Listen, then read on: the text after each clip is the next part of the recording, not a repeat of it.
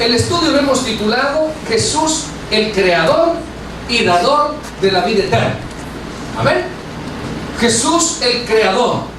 O sea, el Señor Jesús estuvo desde el principio junto con Dios y junto con el Espíritu Santo en la creación del universo, en la creación de las estrellas, en la creación del sol, en la creación de la luna, en la creación de la tierra, en la creación del hombre. Siempre ha estado el Señor Jesús, porque Él tiene un atributo que es eterno.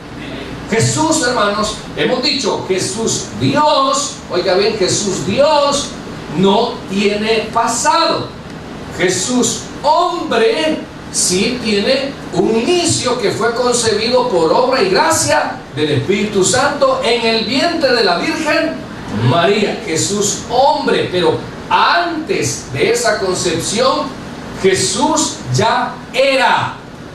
Amén. Ahora veamos entonces el término Trinidad, o conocido también como Trinitario o Trino, no aparece en las Sagradas Escrituras. ¿Ok? Ese es un principio. No vamos a encontrar la palabra exacta, así como Trinidad, Trino, o ¿cómo se llama? O Trinitario. Surgieron, hermanos, estas doctrinas entre los cristianos como resultado de observar la forma en que la Biblia presenta a Dios, especialmente en el Nuevo Testamento. Por eso dice la Escritura que Jesús dio a conocer al Padre. Amén. Entonces en Jesús tenemos la máxima revelación de ese Dios que el pueblo de Israel escuchó, que los patriarcas escucharon. Esa voz se hizo carne en Jesucristo. Amén. Ahora, por eso es que el hecho de que Dios se encarna, que se hiciera hombre, es algo que no cabe en la mente finita del ser humano. O sea, ¿cómo Dios tomó forma de hombre? O sea, es algo que una persona científica no le haya lógica, que ¿cómo que María concibió? ¿Cómo que ese ser que albergó en su vientre era Dios? ¿Estás loco? Exacto, porque en la mente finita del hombre, para muchos es inconcebible. Para nosotros los cristianos es por fe. O sea, hermanos, que si la Escritura lo dice, yo lo creo. Amén. Yo creo que Jesús es el Hijo de Dios. Yo creo que Jesús vino a esta tierra, anduvo en esa hermosa tierra de Israel, caminó, se bautizó en el río Jordán, anduvo caminando y también pagó un precio por mis pecados. También creo que por fe resucitó. Yo no vi, pero el Espíritu Santo me da testimonio y me convence de que crea que el Señor Jesús es la resurrección y la vida, y que todo aquel que en Él cree no se pierde jamás, sino que va a tener vida eterna. Amén. Hemos dicho, mis amados, que nosotros tenemos dos nacimientos. El cristiano tiene dos nacimientos. Hay personas que no han nacido de nuevo, porque la condición para nacer de nuevo es creer en el unigénito Hijo de Dios. Para poder nacer de nuevo, tú tienes que creer que Jesús resucitó de entre los muertos al tercer día. Para poder tener ese nuevo nacimiento, tienes que aceptar que Jesús quiere y desea perdonarte de una vez y para siempre todos tus pecados pasados, presentes y aún los que no has cometido, porque el sacrificio del Señor es también eterno. Amén. Es para todas las generaciones. Fue dentro de un plan perfecto de Dios. Ahora mire, quisiera hablarle de ciertos grupos a través de la historia que empezaron a darse estas ideas acerca de la Trinidad. Hay un grupo llamado los subordinacionismos. El subordinacionismo, ellos, hermanos, afirmaban que solo el Padre es el verdadero Dios, mientras que las otras dos personas, el Hijo y el Espíritu Santo, fueron creados. Esto es lo que ellos sostenían. Se incluye un grupo llamado los arrianismo de Ario, que esto lo comparten mucho los testigos de Jehová, que alegaba que el Verbo era la criatura del Padre. La primera creación, sostienen ellos, fue Jesús. Y en su Biblia Nuevo Mundo, por eso dice, en el principio era el Verbo y el Verbo era Dios, lo escriben con minúscula. Porque para ellos sostienen de que Jesús no es eterno, sino la primera creación. Amén. Son gente que eso creen. Ahora, está también el monarquianismo. Ellos, hermanos, se dividen en dos grupos. Están los dinámicos. Ellos enseñaban que Jesucristo era mero hombre y que fue creciendo bajo la influencia del Espíritu Santo, pero que nunca poseyó la esencia divina. Ellos dijeron, Jesús no es Dios. Sí, quien lo dirigió fue un gran maestro y el Espíritu Santo influenciaba en él, pero no fue Dios. Ya vamos nosotros a poder refutar todo ese tipo de cosas a través de la palabra, lo que usted anda en sus manos. Amén. Vemos entonces también que reconocían están los ¿cómo se llama? Los dinámicos y están los modalísticos. Acerca del monarquianismo, le dije que eran dos grupos. El siguiente grupo reconocían que había un solo Dios, pero decían que este tenía tres maneras diferentes de manifestarse. No andaban tan perdidos. Ahora, luego está el triteísmo, cuyos seguidores enseñaban que las tres personas eran en realidad tres dioses distintos.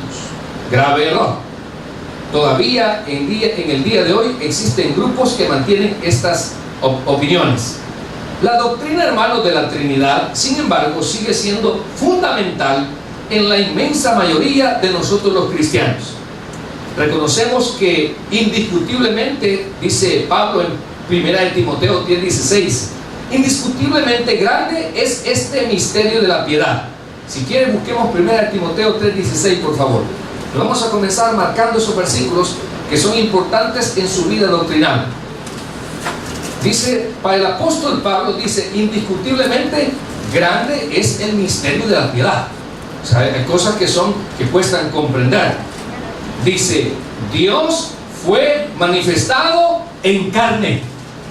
Oiga bien, por eso dice Pablo, esto es increíble, que Dios tomara forma de carne. ¿Por qué, hermano?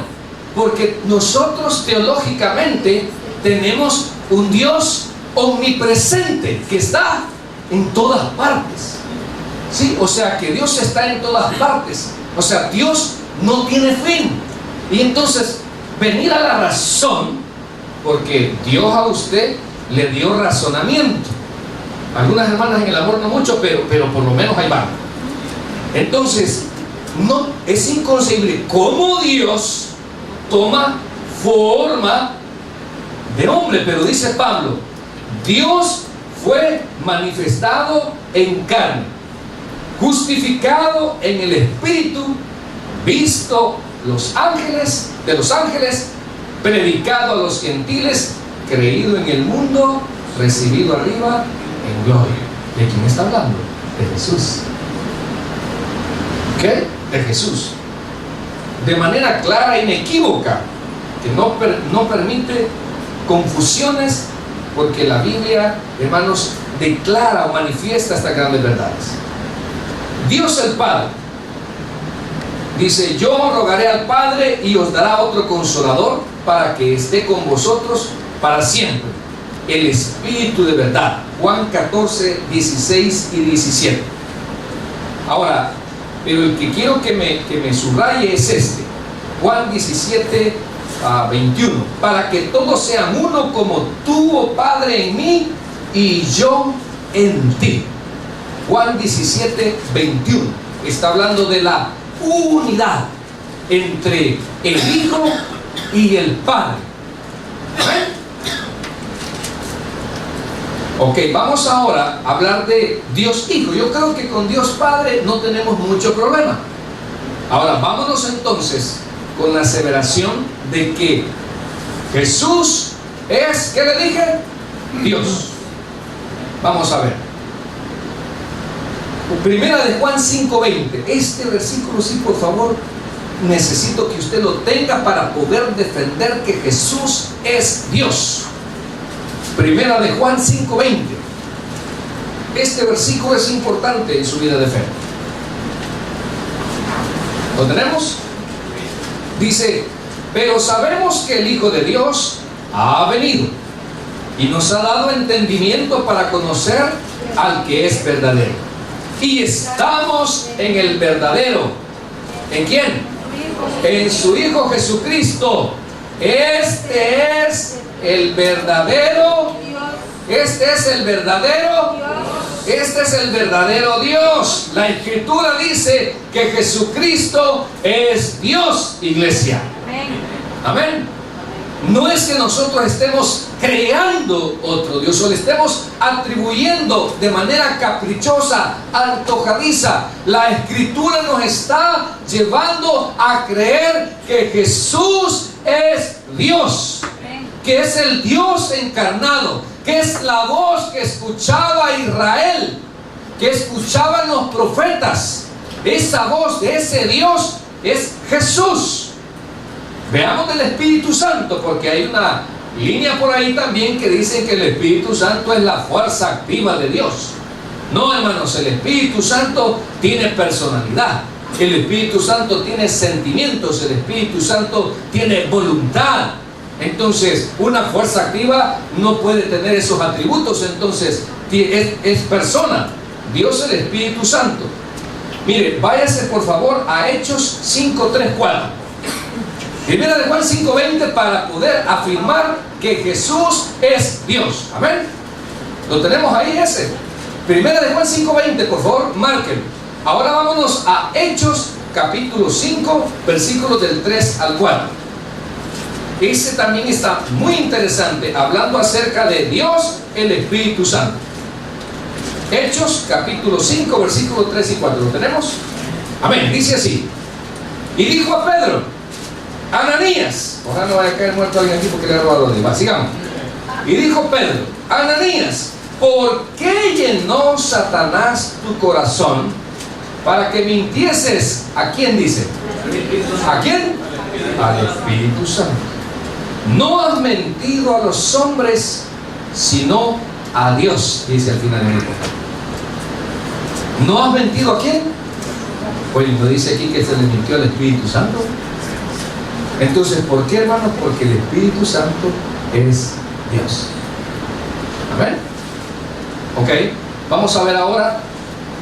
En estos, como en muchísimos otros textos, se hace referencia directa a Dios, llamándose Padre, o Hijo, o Espíritu Santo, al mismo tiempo.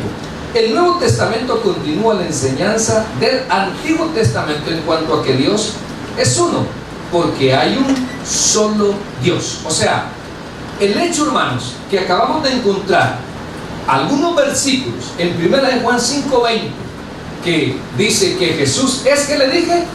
Que Jesús es Dios, que el Espíritu Santo es Dios. Pero eso no está promoviendo la Biblia tres dioses, sino que es un solo Dios manifestado en tres personas. ¿Ok? Esto es lo más, el concepto más allegado a describir la triunidad de Dios. Dios Padre, Dios Hijo y Dios Espíritu Santo. Pero la Biblia no me está enseñando a mí como otros han caído en el error. Y para ello, búsqueme por favor, Primera de Timoteo 2:5. Primera de Timoteo 2:5. Este es un versículo para que vea que la Biblia no es que está diciendo que haya tres dioses, sino un solo Dios. ¿Lo tenemos? Dice, porque hay un solo Dios. Pero ya encontramos de que Jesús es Dios. Y si encontramos que el Espíritu Santo es Dios, ellos tres son uno. Amén. Son uno. En la Biblia usted no va a encontrar la Trinidad, así la palabra explícita. Pero vemos que hay muchas cosas, y ya lo vamos a ver con Jesús, que en el Evangelio según San Juan, el que nos permite poder llegar hablar mucho de la deidad de nuestro Señor Jesucristo, a no dudar que Él es Dios. ¿Ven? Vamos a seguir. De manera que hermanos, no se puede negar que la Escritura llama Dios al Padre, llama a Dios al Hijo y llama a Dios al Espíritu Santo, insistiendo en que estos a su vez son uno. Se habla de tres personas de la Trinidad porque es evidente que cuando se menciona una cualquiera de ellas aparecen los atributos característicos de la personalidad, o sea que tienen conciencia, tienen sentimiento y tienen voluntad, etc. ¿Ok? Veamos el Padre. Dice, por ejemplo, en Mateo 6:32, vuestro Padre Celestial sabe que tenéis necesidad. El Padre sabe que usted y yo tenemos necesidad. Amén. Mi esposa me dice, Edwin, si vos te murieras, si yo me muriera ahorita, te volvieras a casar, el Señor sabe que me va a dejar sin necesidad. Digo yo así. Amén. ¿Entenderá eso, casados? O sea, el Señor sabe nuestra necesidad. Incluso dice que en ocasiones no es necesario decirse, Él ya la sabe. ¿Sí? Hablando de la omnisciencia de Dios. Él conoce todo. Él nos conoce, Él sabe perfectamente, incluso el día y la hora cuando el Señor nos va a llamar a su presencia. O si nos da el privilegio, así como vemos este panorama mundial, puede ser que Cristo venga antes y nos lleve y seamos transformados en un abrir y cerrar de ojos. Eso vamos a hablar primero, Dios, el próximo miércoles. ¿A qué vino? ¿Qué hizo Juan? A preparar el camino, a tener un pueblo con las condiciones correctas para recibir al Mesías en carne. Por eso el sermón del miércoles vamos a titular las dos venidas y una en el cielo, porque ya vino la primera vez, va a venir la segunda vez y va a venir una por su iglesia. ¿Ven? Que es el rapto de la iglesia. Va a venir dos veces. Una ya vino en carne, ya murió, ya resucitó y está a la diestra de Dios Padre. Amén. La siguiente va a venir, pero hasta las nubes, y nos va a llamar a los de la dispensación de la gracia, los muertos en Cristo y nosotros los que estemos vivos. Nos vamos para el cielo, a la boda del Cordero. 7 años de fiesta. ¿Okay? Luego regresamos al final de la batalla de Armagedón, ¿sí? Donde el Señor vence al anticristo, vence al falso profeta, los manda al lago de fuego. Satanás todavía no es encadenado 1000 años. Son salvos los que perseveran hasta el fin. Son resucitados los que pagaron con su vida en la tribulación y los de las 5 dispensaciones anteriores. ¿Estamos ahí? Ok, entonces vea. Entonces el Padre todo lo sabe. Y el Hijo también. Solo que hubo momentos que Él se autolimitó. No quería o no quiso dar a conocer algunos planes que Él tenía. Pero veamos en el Hijo. Decimos que Él también lo sabe. Juan 11, 41 y 42. El Hijo sabe: Padre, gracias te doy por haberme oído. Yo sabía que siempre me oyes. Hablando acerca de la resurrección de ¿cómo se llama? Lázaro. Dice, yo sabía que me ibas a oír. Él ya sabía, él estaba claro a lo que iba a esa tumba, a llamar a Lázaro de la muerte a vida. El Espíritu Santo también sabe. Dice, y este versículo sí, mira, para en cuanto a la doctrina del Espíritu Santo, hablando acerca de que Él todo lo sabe, 1 Corintios 2, 10 y 11. Este otro versículo para nosotros es bien fundamental. Este también tiene que tenerlo marcado en su Biblia, para cuando le aparezca ahí alguien diciendo que el Espíritu Santo es una simple fuerza activa. Si fuera una simple fuerza activa no tuviera conocimiento. ¿Lo tenemos? Porque el Espíritu todo lo escudriña. 2, 10 y 11. Porque el Espíritu Santo todo lo escudriña, aún lo profundo de Dios. Porque ¿quién de los hombres sabe las cosas del hombre, sino el espíritu del hombre que está en él? Así tampoco nadie conoció las cosas de Dios, sino el Espíritu de Dios. El Espíritu de Dios lo sabe todo.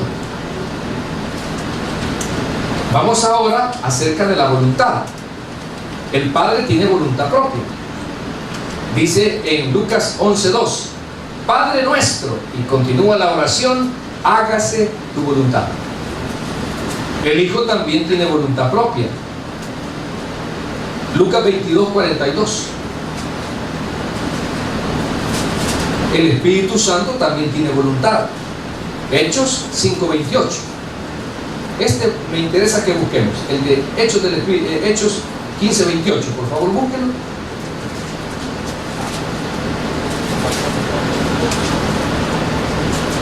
Hechos 5:28, ¿lo tenemos? Porque ha parecido bien, ¿a quién? Al Espíritu Santo y a nosotros. ¿A quién le pareció bien esa decisión? Al Espíritu Santo.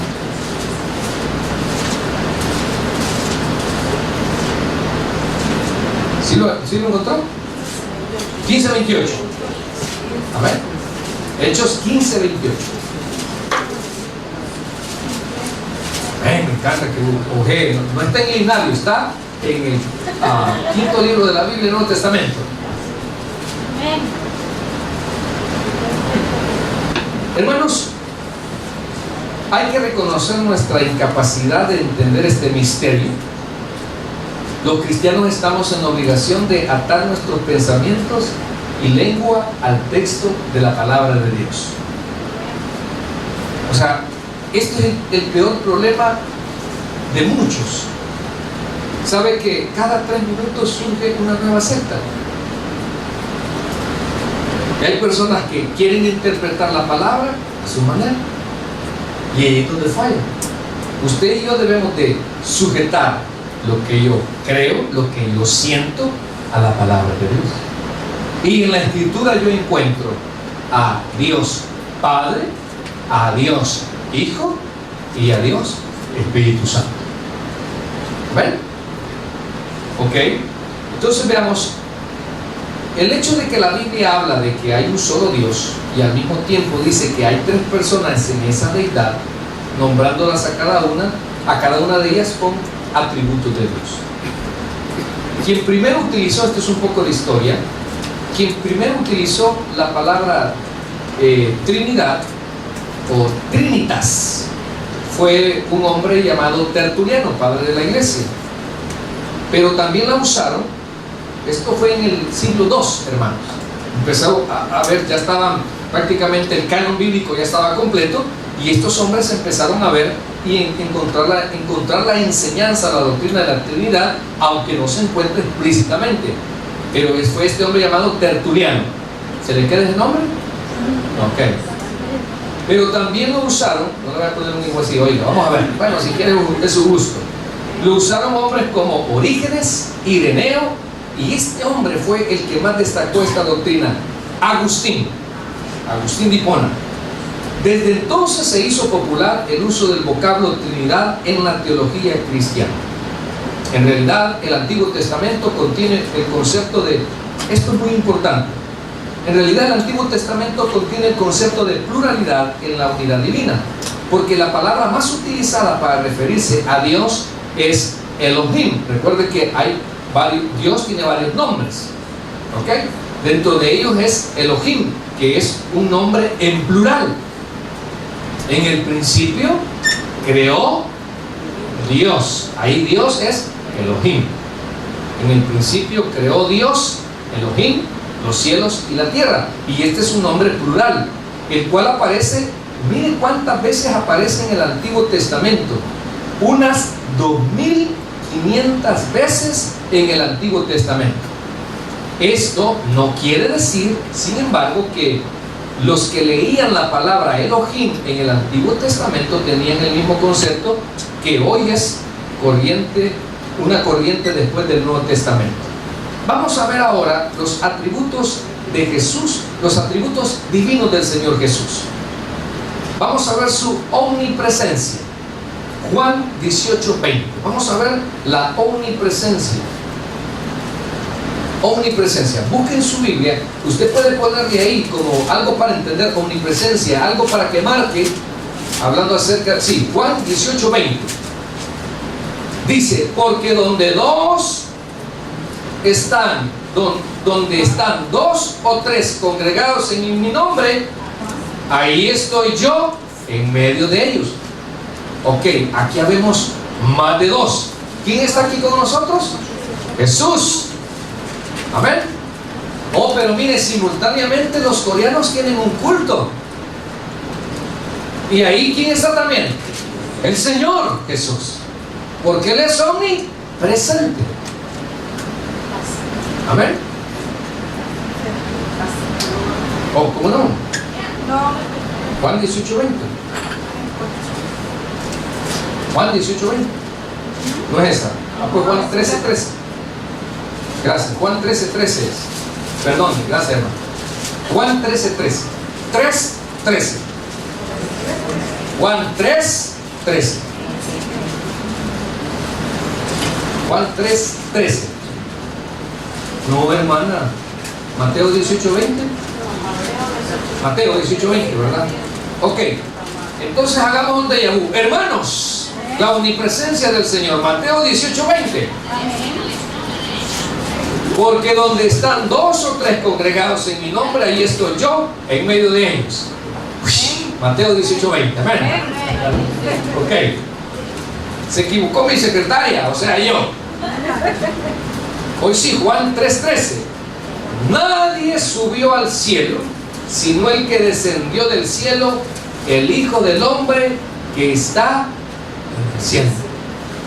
Juan 3:13. Mire, nadie subió al cielo, sino el que descendió del cielo. Ahora veamos su omnisciencia. O sea que el Señor todo lo sabe. Ahorita Dios sabe si usted está poniendo atención o está pensando en esas pupusas que se va a ir a comer ahorita.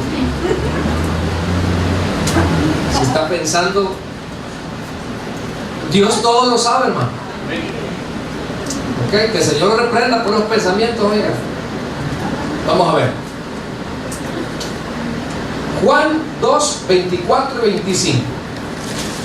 Hablando de su omnisciencia. Pero Jesús mismo no se fiaba de ellos porque conocía a todos y no tenía necesidad de que nadie le diese testimonio sobre el hombre, pues Él sabía lo que había en el hombre. ¿Okay? Eso solo lo sabe Dios. Ahora veamos Juan 11, del 11 al 15. Juan 11, del 11 al 15. Dicho esto, les dijo después: nuestro amigo Lázaro duerme, mas voy para despertarlo. Dijeron entonces sus discípulos: Señor, si duerme sanará.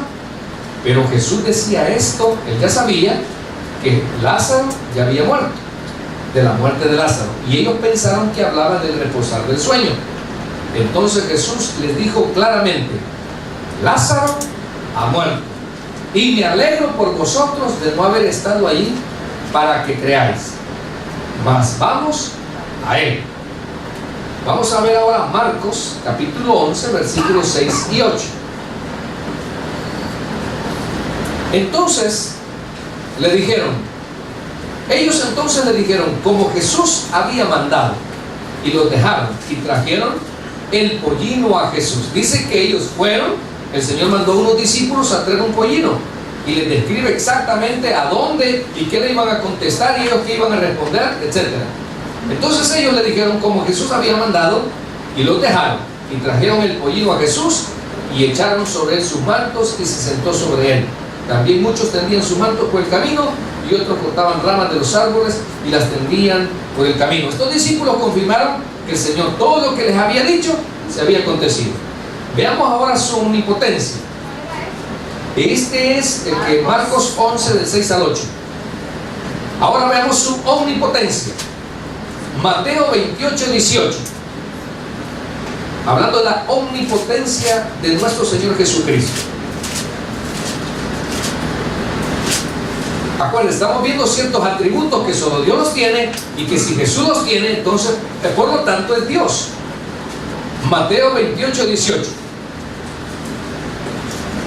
Y Jesús se acercó y les habló diciendo: ¿cuánta? Toda potestad me es dada en el cielo y en la tierra. Ok, entonces el Señor Jesús es omnipotente. Lucas 7:14,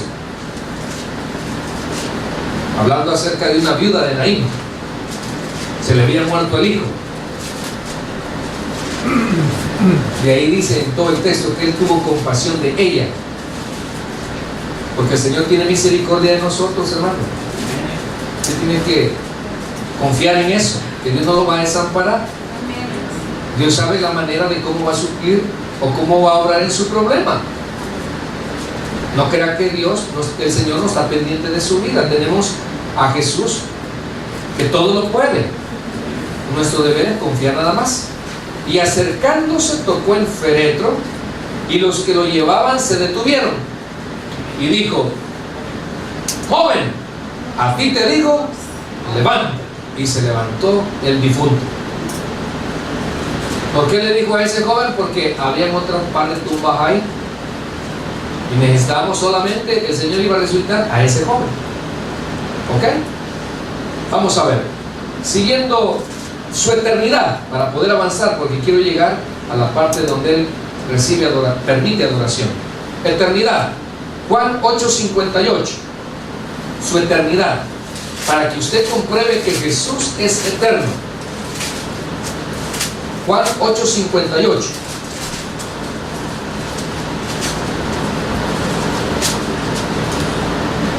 Amén. Jesús les dijo: de cierto os digo, antes que Abraham fuese, no dice yo era, ¿verdad? ¿Por qué? Porque Él no tiene pasado, no tiene principio. Él siempre es. Amén. Ok. Vamos a ver. Con este vamos a cerrar lo que es el estudio. Jesús acepta y aprueba la adoración de los hombres. Amén. Si Jesús acepta y aprueba adoración, es porque Él es Dios. Si no lo hubiese sido, los hubiera detenido. Vamos a ver Mateo 2:11.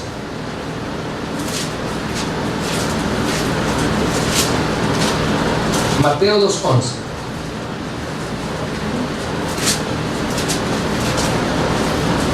Habla de unas personas que venían del oriente. La Biblia no dice que eran reyes, la Biblia no dice que eran cuantos, y la Biblia no dice que fueron a un pesebre. ¿Ok? Mateo 2:11. Y al entrar en la casa, vieron al niño con su madre María, y postrándose, ¿qué hicieron ellos? ¿Qué hicieron? Al Señor tu Dios adorarás, y a Él solo servirás. Si Jesús recibió adoración, es porque Él es Dios. Amén. Mateo 14:33. Mateo 14:33. Entonces los que estaban en la barca, por eso yo me voy a Messi. Entonces los que estaban en la barca vinieron, ¿y qué hicieron? ¿Qué hicieron? Y le adoraron, diciendo: verdaderamente eres Hijo de Dios. Vamos ahora a Mateo 28:9, hablando acerca de las mujeres. María Magdalena, Cleofas, las tres mujeres que iban temprano al sepulcro, fueron a decirle a los discípulos que había encontrado la tumba vacía, que un ángel les había dicho que por qué buscaban entre los muertos al que vive. Regresan nuevamente y se las aparece y dice: he aquí Jesús les salió al encuentro diciendo: salve. Y ellas, acercándose, abrazaron sus pies. ¿Y qué? ¿Por qué permitió Jesús adoración? Porque Él es Dios. Hermano, qué precioso. Démosle un fuerte aplauso, Señor, a ellos. Amén. Veamos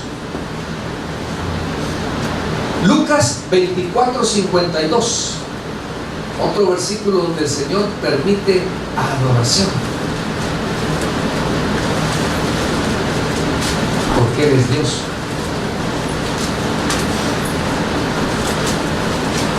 Lucas 24:52. ¿Sí lo tienen? Ellos, después de haberle, ¿qué dice? Después de haberle, ¿qué?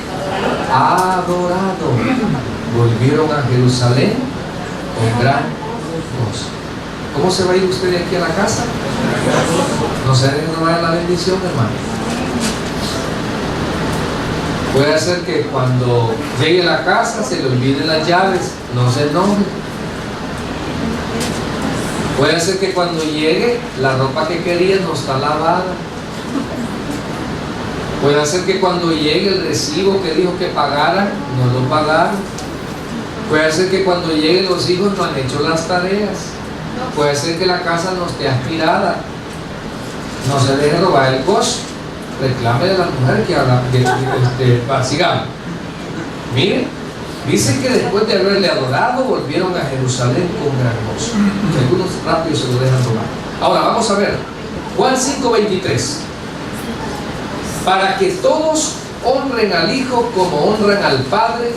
El que no honra al Hijo, no honra al Padre que le envió. Juan 5:23. Y por último, Juan 20:28. El famoso Tomás, el incrédulo, el que no les creía el testimonio a aquellos que Jesús se les había aparecido, y dijo: si yo no toco los agujeros con mis propias manos, si no toco donde le atravesaron la lanza en su costado, no voy a creer. Se aparece Jesús y le dice al Señor: mira, vení Tomás, toca, yo soy. Entonces Tomás respondiendo y le dijo: Señor mío, y después Dios. ¿Por qué, hermanos? Porque Jesús es Dios. Así que usted ha nacido de nuevo. Y la escritura en el Evangelio según San Juan dice que usted no ha nacido de la carne. O sea, ese fue su primer nacimiento. Pero la misericordia de Dios fue tan grande que un día usted escuchó un mensaje. Usted escuchó a un predicador, un sermón, hablando acerca de por qué Jesús vino, para qué Jesús vino, qué fue lo que aconteció en esa cruz, por qué resucitó el Señor, para vencer la muerte, para ponerle fin al pecado en la vida de todo aquel que en Él cree. Ya no nos perdemos, sino que vamos a tener vida eterna y un cuerpo glorificado para estar ahí en el Señor.